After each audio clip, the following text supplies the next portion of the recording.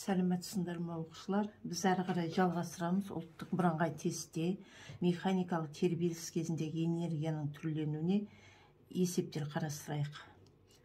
Мынандай есеп берілген. Қатаңдығы 1600 ньютон бөлінген метр, массасы 400 грамм, серпе жерге түсіп, созылғанда серпе осі вертикал күйде қалып 20 сантиметрге сығылады. Серіппенің түсу биіктігін тап дейді. G тең 10 метр секунд квадрат дейді.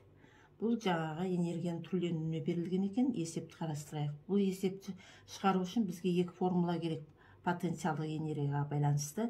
Бірінші, серппеге деформацияға ұшыраған кездегі потенциалдық энергия kx квадрат бөлінген 2. Екінші, қандай да биіктікке көтерілген дененің потенциалдық энергиясын табу керек болса, ол mgh. Осы екі формуланы қолданамыз.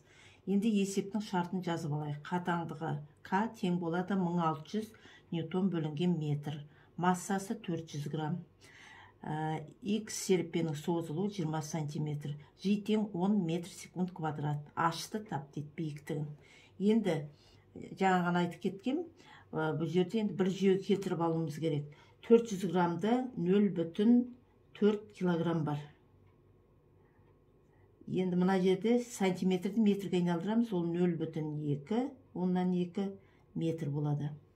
Енді есепті шығарайық.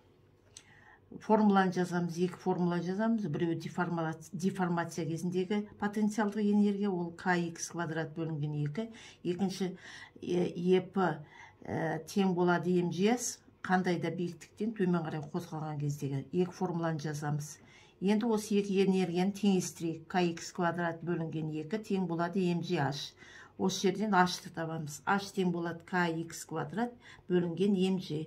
Енді осыны k-ның, x-ның, mg-ның мәндерін қоямыз. Сан мәнін қойған кезде 8 метр шығады. Енді осы тесттен байқайық, сондай жауап бар ма, жоқ па? Так, v тең 2 метр дейді. С тең 4. Міне, d-да 8 метр деп тұр. Жауабы сонда 8 метр.